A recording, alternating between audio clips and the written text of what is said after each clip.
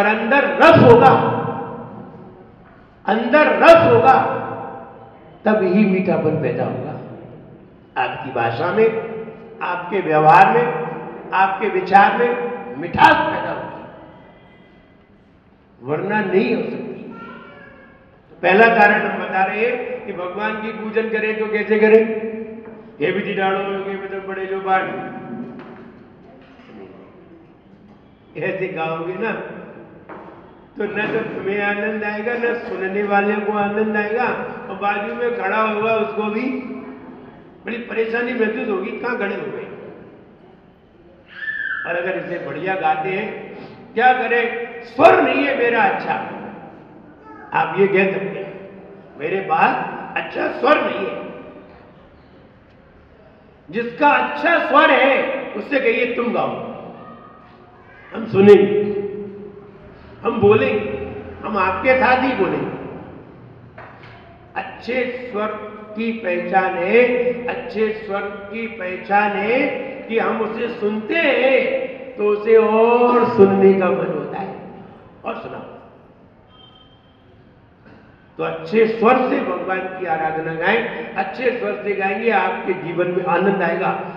और देर तक आनंद ना आए, आप भगवान की पूजन दुकान पे तो कर नहीं सकते, अपने घर पे तो कर नहीं सकते, किसी मेहमान के सामने तो कर नहीं सकते, मित्रों के सामने कर नहीं सकते। बस यही एक आनंद का स्रोत पैदा करने का तरीका है। घर पे नहीं कर सकते, करके देखना, नहीं कर सकते, लेकिन यहां कर सकते हैं तो भगवान का गुणगान करें, तन्मयता से करें। ये पहला कारण है सब्जी में रस डालने का। सब्जी तो है ही, अब रस डालना है। परवल की सब्जी बनती है कि नहीं? और परवल की और भी कुछ बनता है, क्या बनता है? क्या बनता है? मिठाई। बताओ मिठाई कैसे बनी? परवल तो सब्जी है, सब्जी है कि फल है? बताओ, परवल सब्जी है कि फल? परवल को मिठाई कैसे बना दिया? क्या डाला उसमें? यही तो तुमसे कह रहे कि जिंदगी में कुछ मीठा डालो, तब इसमें मिठास आए। तो घर गृहस्थी डाल दी जो बिल्कुल खाली थी, इसमें स्वाद था ही नहीं, और वहां ढूंढ रहे स्वाद। यही गलती कर कई लोग होते हैं, लोग हैं, एक वो होते हैं जो परवल को मिठाई बना देते हैं, और एक वो होते हैं जो फल की सब्जी बना देते हैं, सेव की। सेव तो फल वैसे ही खा लेते, हमें क्या जरूरत थी नमक मिर्च बनाने की? लेकिन आदमी है, उन्हें फल को भी सब्जी बना दिया। फल को सब्जी कौन बनाते हैं? सब्जी को फल कौन बनाते हैं? जो समझदार होते हैं वे सब्जी को फल बना देते हैं, जो ना समझ होते हैं वे फल को भी। फल का मतलब था भगवान का गुणगान, और सब्जी का मतलब था व्यापार। एक व्यक्ति वो होते हैं जो भगवान की पूजन करके सम्यक दर्शन आदि गुणों की प्राप्ति चाहते हैं, और एक व्यक्ति वो होते हैं जो भगवान की पूजन करते हैं और अपना दुकान मकान चाहते हैं। ये सेव की सब्जी बनाते हैं। यहां सेव में से रस निकल सकता था, सेव में से रस निकलता तो रत्नत्रय मिल जाता। हम यहां आए थे और यहां आनंदित होते, गुणगान गाते तो रत्नत्रय मिलता, और दुकान मकान मांग ली। भगवान ने माथा फोड़ा, हम क्या करें? इस पागल को क्या करें जो सेव की भी सब्जी बनाना चाहता है, वो केले में भी नमक मिर्च मिलाना चाहता है। अरे केला तो वैसे ही खा लो, लेकिन अब इसे क्या बताएं केला में भी पैसे ज्यादा खर्च किए, नवमित में और पैसे खर्च किए। कैसा पागल आदमी है। लेकिन अब भगवान क्या करें, वो बीतरागी है। वे किसी से कुछ कह नहीं सकते, किसी को समझा नहीं सकते। हमें ठेका दे गया, तुम समझाना।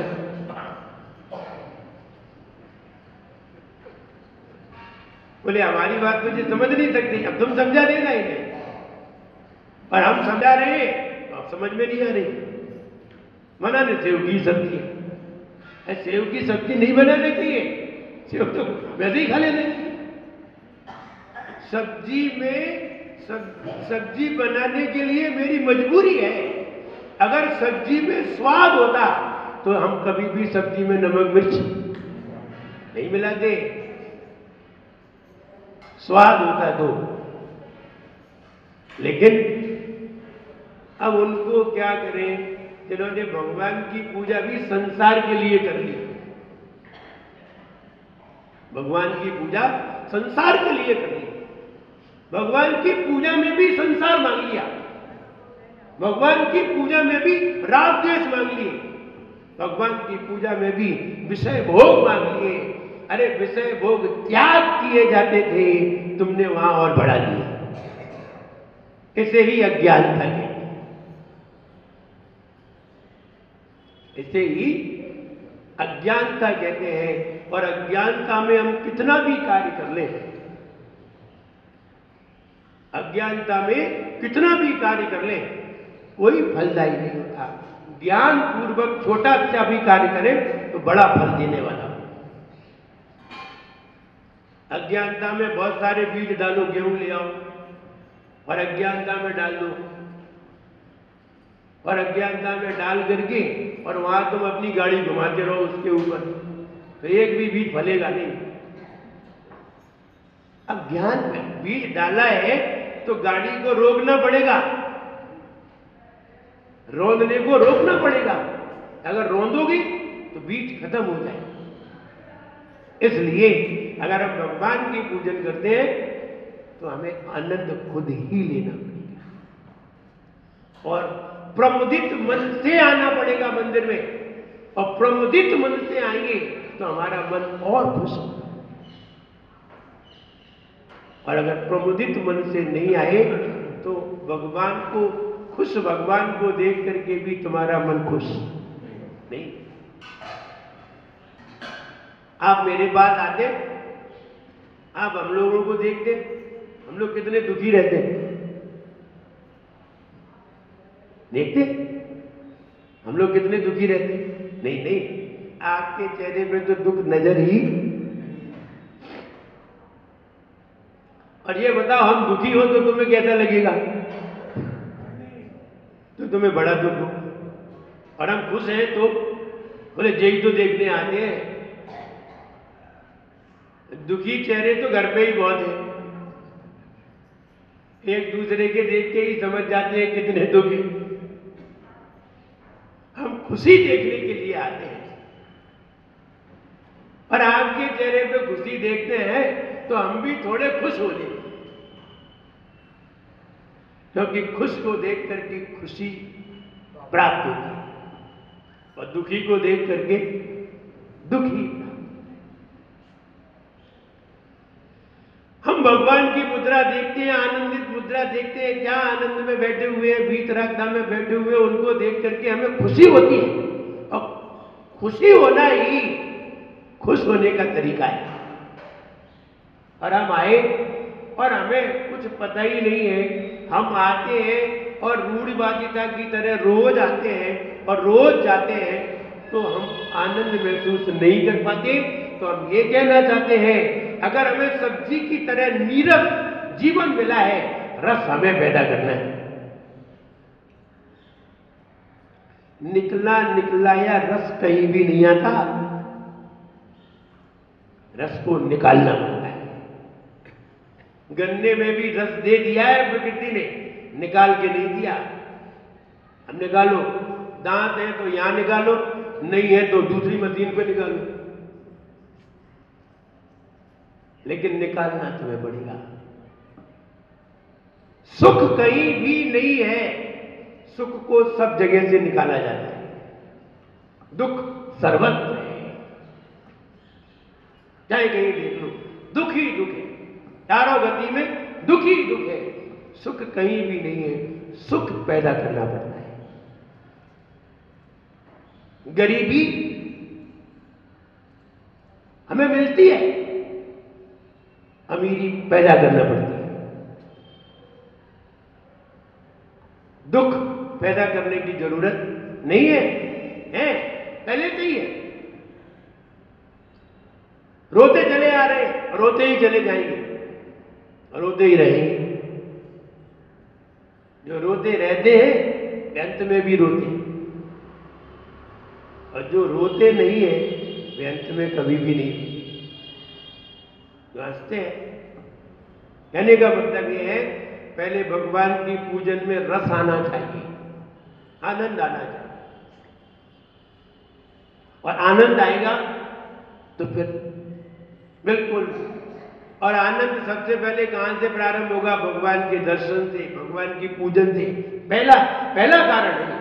दूसरा कारण, जब पहले कारण में तुम निपुण हो जाओ, भगवान की भक्ति बढ़िया से गाओ, और भगवान की भक्ति बढ़िया से गा के आनंदित हो, प्रसन्न हो जाओ, और वो आनंद तुम्हारा 24 घंटे तक चलता है।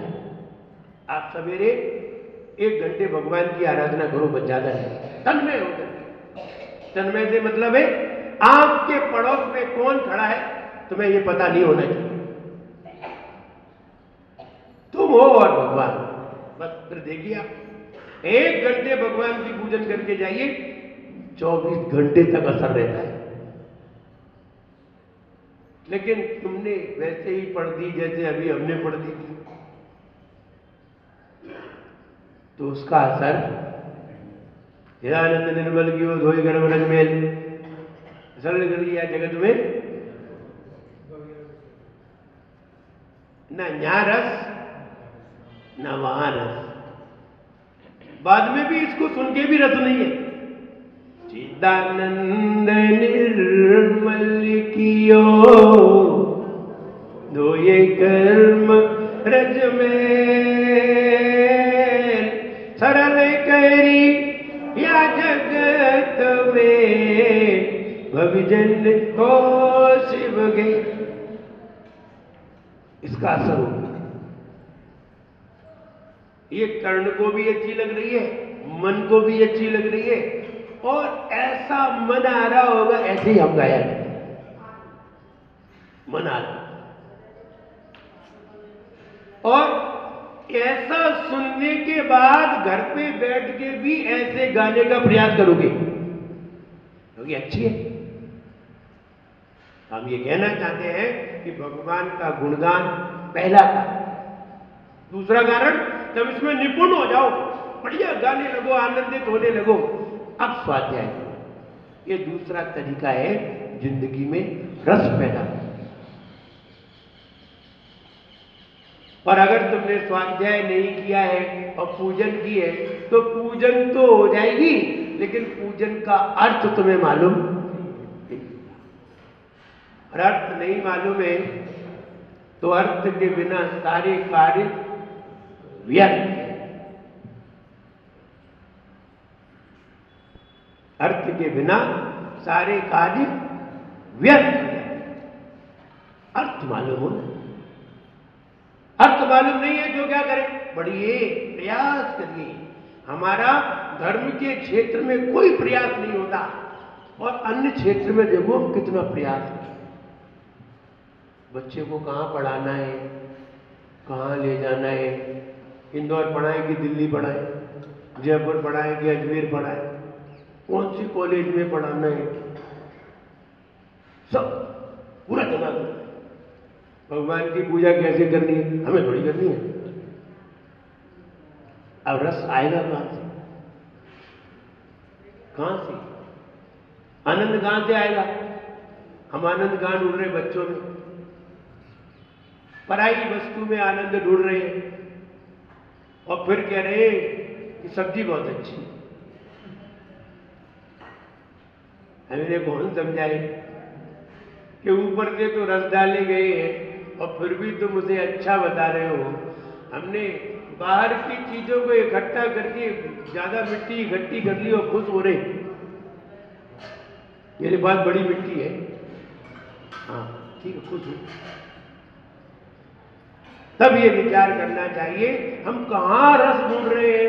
या तो हम गलत हैं या फिर वे आचार्य गलत है जिन्होंने कहा था अंदर में अमृत है बाहर में नहीं है।